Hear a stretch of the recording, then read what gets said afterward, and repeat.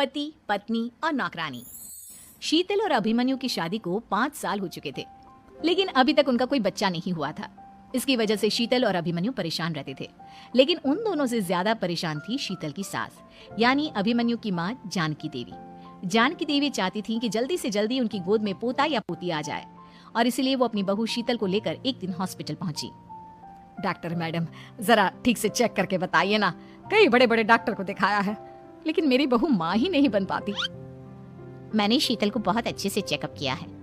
देखिए, बात यह है कि शीतल के अंदर माँ बनने की कैपेसिटी नहीं है। ये आप क्या कह रही हैं डॉक्टर साहब? कोई तो इलाज होगा ना, कोई दवाई दे दीजिए। देखिए, कुछ प्रॉब्लम ऐसी होती है जिनका कोई ट्रीटमेंट नहीं होता। आई एम सॉरी टू से, लेकिन शीतल कभी माँ नहीं बन सकती, क्योंकि उसके यूट्रस में अंदर से ही कुछ प्रॉब्लम है। घर आने के बाद क्या हुआ माँ? कहाँ लेकर गई थी आप शीतल को? अरे कहाँ लेकर जाती, डॉक्टर मैडम के पास ले गई थी, लेकिन तेरी बीवी तो कभी माँ बन ही नहीं सकती। मम्मी जी, इसमें मेरी क्या गलती? अगर अंदर से कोई प्रॉब्लम है तो उसमें मैं भी कुछ नहीं कर सकती। जानती हूँ, ये बात डॉक्टर के मुंह से सुन चुकी हूँ। अब दोबारा मेरे सामने इस बात का गाना मत गा। अरे माँ, परेशान होने की जरूरत नहीं है, हम सोचते ना कुछ। अरे क्या सोचेगा तू? जब डॉक्टर कह चुका है कि तेरी बीवी माँ नहीं बन सकती, तो बता क्या सोचेगा तू? कहाँ से लाएगा बच्चा?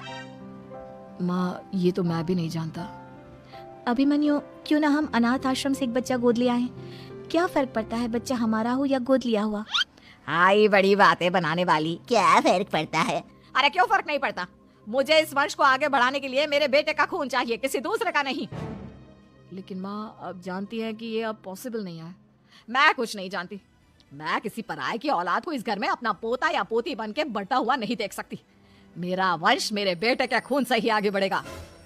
लेकिन मम्मी जी, ऐसा कैसे हो पाएगा? आप अच्छी तरह जानती है ना, मेरा और अभिमन्यु का बच्चा नहीं हो सकता। तो मैं अपने बेटे की दूसरी शादी करवाऊंगी, और अपनी दूसरी बीवी से यह मुझे बच्चा पैदा करके देगा। ये आप क्या कह रही हैं माँ? मैं किसी और से शादी नहीं करने वाला। मेरे रहते हुए आप अभिमन्यु की शादी किसी और से करवाएंगी? मम्मी जी, आप ऐसा कैसे कर सकती हैं? तू बस देखती जा बहू, मैं ऐसा कैसे कर सकती हूँ। कुछ दिनों के बाद, अभिमन्यु, मैंने तेरे लिए लड़की ढूंढ ली है। माँ, मैं आपको कितनी बार समझाऊं, मुझे किसी से शादी नहीं करनी है। पहले मेरी बात सुन। ये जो चमेली है ना, हमारे घर में काम करने आती है, वो तुझसे शादी करने के लिए तैयार है। मम्मी जी, आप अभिमन्यु की शादी एक नौकरानी के साथ करवाएंगी? वो इसलिए क्योंकि चमेली दिखने में बहुत खूबसूरत है, बच्चा भी सुंदर ही होगा। मम्मी जी, लेकिन एक बच्चे के लिए अपने बेटे की शादी नौकरानी के साथ करवाना, क्या ये सही है? अगर अभिमन्यु ने शादी नहीं की ना, तो मैं अपनी जान दे दूंगी। अब देख लो, अगर तुम्हें अपनी माँ की जान प्यारी है तो तुम्हें इस नौकरानी के साथ शादी करनी ही होगी। इस तरह जानकी देवी अपने बेटे अभिमन्यु की शादी नौकरानी चमेली के साथ करवा देती है। कुछ दिनों के बाद, नौकरानी से मालकिन बन के तो मजा आ गया। अब तो मैं इस घर की मालकिन हूँ।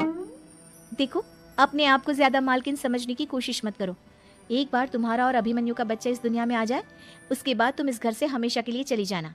अरे जाओ जाओ, किसी और के आगे बातें बनाना। एक बच्चा तो पैदा नहीं कर सकी। बढ़िया आई, जाओ जाकर मेरे लिए कॉफी बना कर लाओ। नौकरानी मैं हूँ या तुम?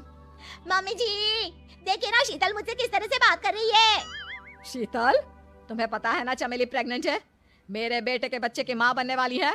वो जैसा कहती है वैसा करो। लेकिन मम्मी जी, वो मुझे नौकरों की तरह ट्रीट कर रही है। अरे तो करेगी ना, वैसे भी बहू तुम हो किस काम की? एक बच्चा तो पैदा नहीं कर सकती। जाओ अब घर के सारे काम करो और चमेली को आराम करने दो। थैंक यू मम्मी जी, भगवान आपका भला करे। आप नहीं होती तो मैं नौकरानी से महारानी कैसे बनती? देखो, तुम्हें जो चाहिए सब मिलेगा, खूब खाओ।